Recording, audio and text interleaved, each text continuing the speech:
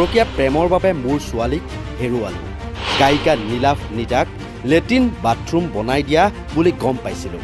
সেইটোকে লৈ কাজিয়া হোৱা বুলি তাই আমালৈ ফোন কৰিছিল। নীলাভ নিতাক আইনৰ আওতালৈ অনাৰ দাবী পংখীৰ পিতৃৰ। নীতিকেশক ফাঁচি দিয়ক। নীতিকেশৰ ফাঁচিয়ে তেওঁৰ উত্তম শাস্তি। পংখীৰ মাকে কৈছে বুকুত সপোন লৈয়ে তাক ডাঙৰ দীঘল কৰিছিলোঁ। নীতিকেশক তাক মই খাই পেলাবলৈ দিয়া নাছিলোঁ। তাক মই মাৰি পেলাই হত্যা কৰিবলৈ মই তাক দিয়া নাছিলোঁ।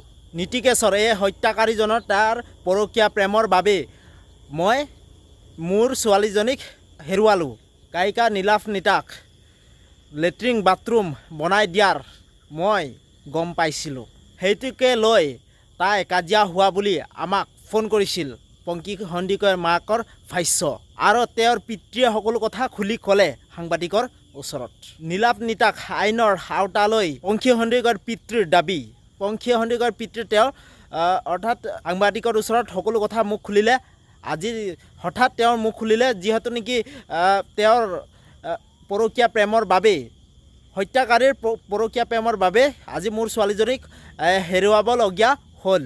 এতিয়া সকলো কথা পোহৰলৈ আহিছে যিহেতু নেকি পংখী সন্দিকৈৰ পিতৃয়ে এতিয়া গম পাইছে যে নীলাভ নিতা এই গায়িকাজনীক যিহেতু নেকি নীতিকেশে হত্যাকাৰী নীতিকেশে লেট্ৰিন বাথৰুম বনাই দিয়া এতিয়া গম পাইছে অলৰেডি পংখী সন্দিকৈৰ পিতৃয়ে।